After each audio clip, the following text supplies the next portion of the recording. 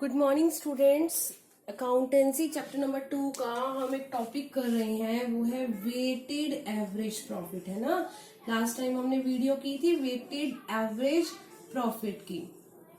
आज हम weighted average profit का ही एक और क्वेश्चन करेंगे। पहले एक बार आपको क्वेश्चन समझा दूं अच्छे से, स्टेटमेंट में क्या लिखा है एक बार आप उसको अच्छे से समझ लो, सॉल्यूशन भी इजी हो जाएगा। ठीक है, तो एक बार क्वेश्चन की तरफ देखेंगे सभी।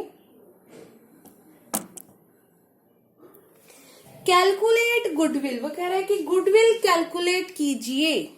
3 ईयर परचेज दे दिया क्वेश्चन में ना, 3 year purchase of weighted average profits of last 4 years, पिछले 4 ईयर्स का प्रॉफिट लेकर उसका वेटेड एवरेज प्रॉफिट कैलकुलेट करो।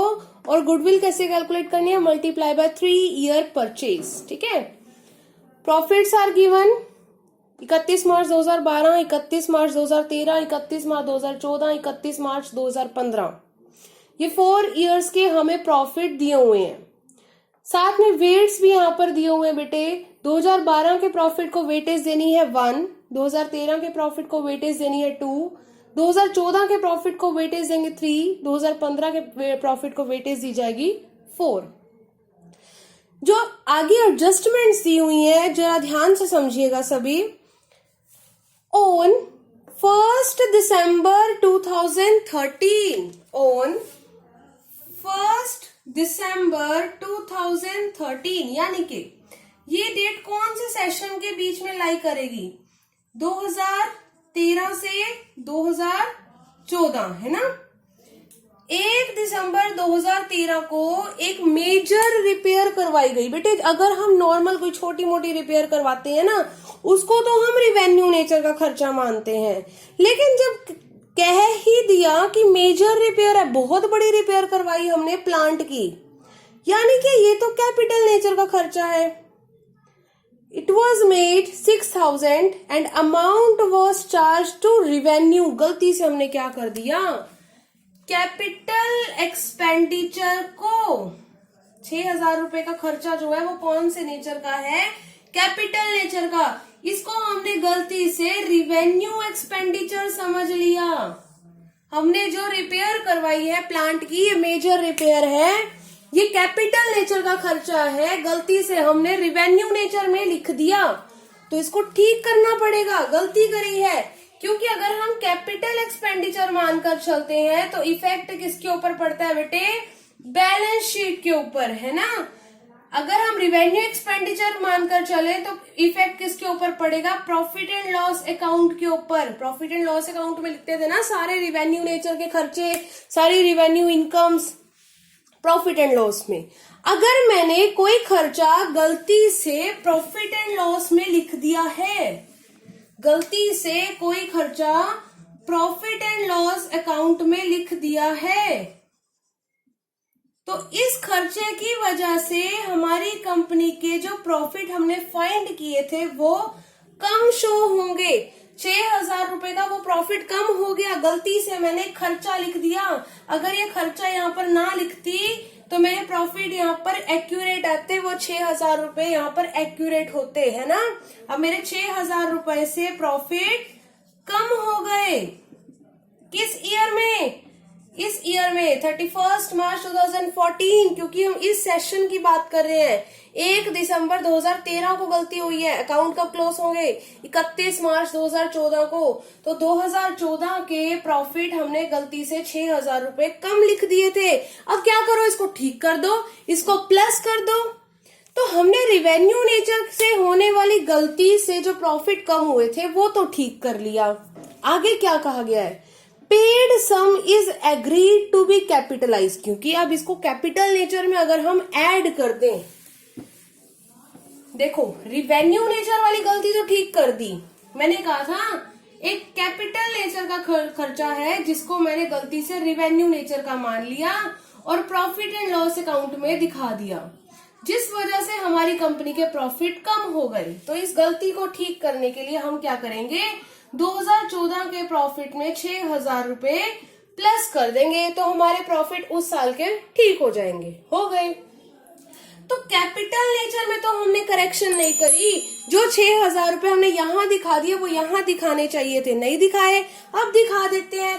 यानी कि जिस प्लांट की वैल्यू में हमने 6,000 रुपए नहीं लिखे थे तो लिख देते हैं वो 6,000 रुपए रिपेयर के। लेकिन अगर आप मान के चलो तो हमें इसके ऊपर डेप्रिसिएशन भी लगाना चाहिए, लिखा भी हुआ है paid sum is agreed to be capitalise, कर दिया कैपिटलाइज एंड चार्ज डेप्रिसिएशन, और डेप्रिसिएशन लगाना पड़ेगा। तो इस 6,000 रुपए के ऊपर हम डेप्रिसिएशन भी लगाएंगे, कितने परसेंट बेटे, 10% per annum on reducing balance method. ये आपको पता है ना, reducing balance method, written down value method of calculating depreciation, जिसमें हर साल एसेट की वैल्यू डिक्रीज होती जाती है। ठीक है, अब देखो 6,000 रुपए किस ईयर के प्रॉफिट पर लग रहा है ये डेप्रिसिएशन, यही 2014, क्योंकि तभी के अकाउंट में गलती हुई थी ना, 1 दिसंबर 2013 को गलती हुई, 31 मार्च 2014, 31 मार्च 2014 को अकाउंट बना रहे हैं। तो देखो कितना टाइम गैप है, 6,000 रुपए के ऊपर डेप्रिसिएशन लगाना है। रिपेयर करवाई थी हमने दिसंबर में, कैपिटल नेचर का खर्चा दिसंबर, जनवरी, फरवरी, मार्च, दिसंबर, जनवरी, फरवरी और मार्च, 4 महीने का हमने डेप्रिसिएशन लगाना है। तो ये जो 200 रुपए आएंगे, ये 200 रुपए जो कि है हमें 2014 वाले प्रॉफिट में, 200 रुपए 2014 वाले प्रॉफिट में डेप्रिसिएशन माइनस करना है, डेप्रिसिएशन माइनस करना है, क्योंकि प्रॉफिट कम हो गया, खर्चा लिखना है, माइनस करना है। क्योंकि डेप्रिसिएशन कहाँ लिखते हैं बेटे, प्रॉफिट एंड लॉस अकाउंट में, प्रॉफिट एंड लॉस की डेबिट साइड में लिखते थे ना हम। तो जब हमने डेबिट साइड में डेप्रिसिएशन दिखा दिया, हमारे प्रॉफिट तो कम हो गए, यानी मुझे इसी 2014 के प्रॉफिट में से जहां हमने 6,000 प्लस किए थे, वही हमें 200 रुपए डेप्रिसिएशन के माइनस भी करने हैं, ये ध्यान रखना। अब क्योंकि यही एसेट हमारी अगले साल भी यूज होगी, ये 2015 में भी कंटिन्यू चलेगी, है ना। तो 2015 में रिड्यूसिंग बैलेंस मेथड है, 6,000 की वैल्यू थी, 200 रुपए का डेप्रिसिएशन लगा दिया, तो अब कितनी वैल्यू रह गई, 5800, 5800 का 10% यानी कि 580 रुपए हम इस साल के प्रॉफिट में से माइनस करेंगे, क्योंकि इस साल भी तो डेप्रिसिएशन काउंट होना चाहिए था, इस साल के प्रॉफिट में से भी डेप्रिसिएशन माइनस होगा। आई एम रिपीटिंग अगेन, 2014 के प्रॉफिट में आप 6,000 रुपए प्लस करो, क्यों भाई, गलती से हमने खर्चा दिखा दिया जिस वजह से प्रॉफिट कम हो गए, तो अब उसको प्लस कर दो, प्रॉफिट बढ़ जाएंगे, 6,000 रुपए हमने प्लस कर दिए। फिर हमने देखा कि उस पर डेप्रिसिएशन लगना चाहिए, क्योंकि वो कैपिटल नेचर का है, तो मेरी प्लांट की वैल्यू 6,000 रुपए से बढ़ गई। इस 6,000 के ऊपर डेप्रिसिएशन लगाया 4 मंथ का, 200 रुपए का डेप्रिसिएशन उसी साल माइनस भी होगा। ठीक है, फिर अब हमारी एसेट की वैल्यू कितनी रह गई, 6,000 में से 200 माइनस किया, 5800 रुपए। तो जब हमने अगले साल खाते बनाए 2015 में, 2014 से 15 के सेशन में, इस साल हमने क्योंकि डेप्रिसिएशन की करेक्शन कर रहे हैं ना, तो इस साल भी तो डेप्रिसिएशन लगेगा, प्रॉफिट कम हो जाएंगे, तो हमने वो डेप्रिसिएशन का खर्चा माइनस करके दिखाना है। क्लियर है, ये एडजस्टमेंट बहुत इंपॉर्टेंट है, ध्यान से समझना इसको बेटे। मेरे पास स्पेस की थोड़ी सी प्रॉब्लम है, इसीलिए आपको पहले एडजस्टमेंट समझा रही हूँ। नेक्स्ट एडजस्टमेंट जो है बेटे क्लोजिंग स्टॉक। क्लोजिंग स्टॉक जो कि है 31 मार्च 2013, इस साल के प्रॉफिट में ना क्लोजिंग स्टॉक क्या हो गया, ओवर वैल्यू, ज्यादा लिख दिया। क्लोजिंग स्टॉक हम कहाँ लिखते हैं, ट्रेडिंग अकाउंट में, है ना, बाय क्लोजिंग स्टॉक। यहाँ पर अगर मान लो मेरे क्लोजिंग स्टॉक 10,000 रुपए के थे, गलती से ज्यादा लिख दिया, मान लो 12,000 लिख दिया, तो मेरे जो प्रॉफिट है, यहाँ पर जो ग्रॉस प्रॉफिट है वो कम हो गए, है ना। यहाँ पर जो मेरे ग्रॉस प्रॉफिट है वो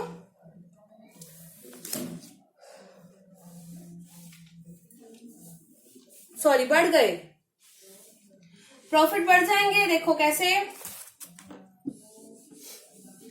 हम एक ट्रेडिंग अकाउंट बनाते हैं, किस ईयर में गलती हुई उस ईयर का बनाएंगे पहले, 2013 में।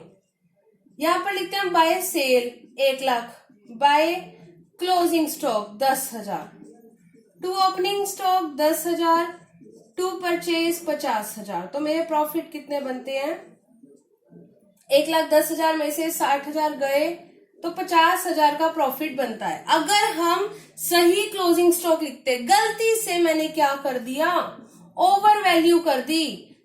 सेल 1,00,000 की ही है, क्लोजिंग स्टॉक ना मैंने गलती से 10 की जगह कितने लिख दिया बेटे, 12,000। ओपनिंग स्टॉक सेम लिख दिया 10,000, परचेज की वैल्यू सेम दे दी 50,000, तो प्रॉफिट कितने आएंगे? ये आ गया 1,00,000 में 1,12,000 माइनस 60,000, तो 52,000। 2,000 रुपए से मेरे प्रॉफिट बढ़ गए ना, 2,000 से प्रॉफिट बढ़ गए ना, तो हमें क्या करना है इसकी करेक्शन, कि इस प्रॉफिट को कम करो, यानी कि 2013 वाले प्रॉफिट में से क्लोजिंग स्टॉक की जो ओवर वैल्यू थी उसको माइनस करो। ठीक है, अब यही क्लोजिंग स्टॉक की वैल्यू अगले साल जब मैंने ट्रेडिंग अकाउंट बनाया होगा, यानी कि ट्रेडिंग अकाउंट बनाया होगा 2014 में, तो अगले साल जब मैंने ट्रेडिंग अकाउंट बनाया होगा, इसी क्लोजिंग स्टॉक को हमने क्या किया होगा, ओपनिंग स्टॉक 12,000 लिखा था ना, तो 12,000 का मैंने ओपनिंग स्टॉक दिखाया होगा, जिस वजह से मेरे इस साल के प्रॉफिट कम हो गए। अब मुझे अपनी गलती सुधारने के लिए इस प्रॉफिट को प्लस करना पड़ेगा। आई एम रिपीटिंग अगेन, जिस साल हमने क्लोजिंग स्टॉक की वैल्यू ज्यादा दिखा दी, उस ईयर में प्रॉफिट्स हमारे बढ़ गए। अब हमें उसको करेक्ट करने के लिए प्रॉफिट कम करने होंगे, माइनस करेंगे। अगले साल, क्योंकि जो इस साल का क्लोजिंग स्टॉक है वो अगले साल का ओपनिंग स्टॉक बन गया, अगले साल का ओपनिंग स्टॉक बनने की वजह से नेक्स्ट ईयर के प्रॉफिट कम हो गए। अब हमें क्या करना पड़ेगा, इसको बढ़ाना पड़ेगा, प्लस करना पड़ेगा। दूसरी एडजस्टमेंट भी क्लियर कर दी। तीसरी एडजस्टमेंट समझेंगे ध्यान से, मैनेजमेंट कॉस्ट। अरे तो मैनेजमेंट की कमीशन है, हर साल देनी है, दे देते हैं। चलो अब मैं फटाफट क्वेश्चन करवा देती हूँ, ठीक है? ओके, देखो बेटे, सबसे पहले हम क्या करते हैं, जरा प्रॉफिट फाइंड आउट कर लेते हैं।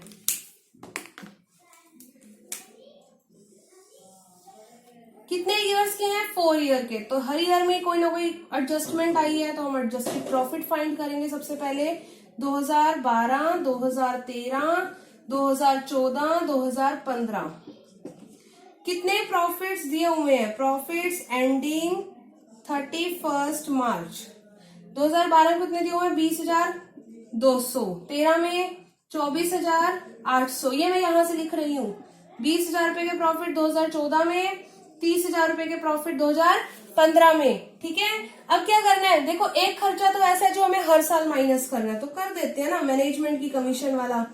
तो मैनेजमेंट का अमाउंट ही दिया हुआ है, मैनेजमेंट कॉस्ट कितनी है बेटे, 4800 रुपए। वो कहते हैं कि आपने दिया नहीं, दे दो, फिर कर देते हैं माइनस, हर साल हमने माइनस कर दिया।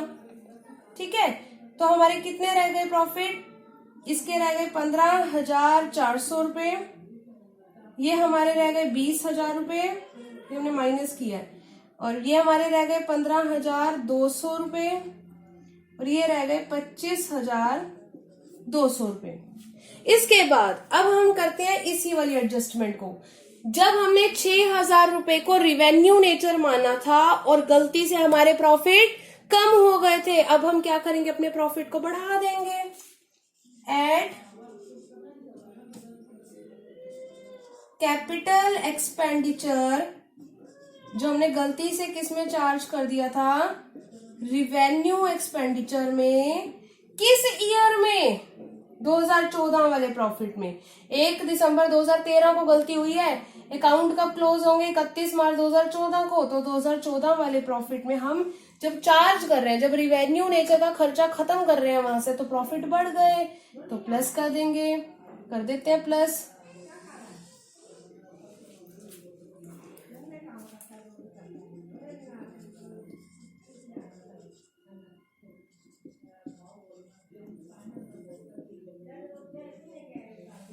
ठीक है, अब देखो मैंने कहा था 6,000 रुपए, क्योंकि कैपिटल नेचर के मान के चलो तो प्लांट की वैल्यू 6,000 से बढ़ गई, तो मुझे इसके ऊपर डेप्रिसिएशन लगाने को कहा गया 10% पर एनम की रेट से।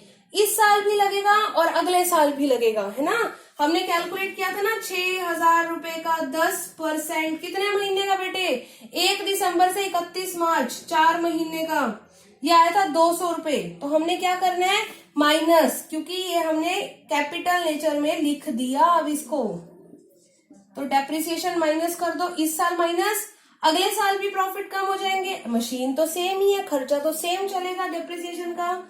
अब पहले मेरी वैल्यू थी 6,000 रुपए, रिड्यूसिंग बैलेंस मेथड है तो वैल्यू कितनी रहेगी 5800 का 10% 580 रुपए कर देंगे चार्ज। माइनस करने के बाद अमाउंट कितना आ रहा है 15,400, 20,000 रुपए, 21,000 रुपए और 24,620 रुपए। ठीक है बेटे।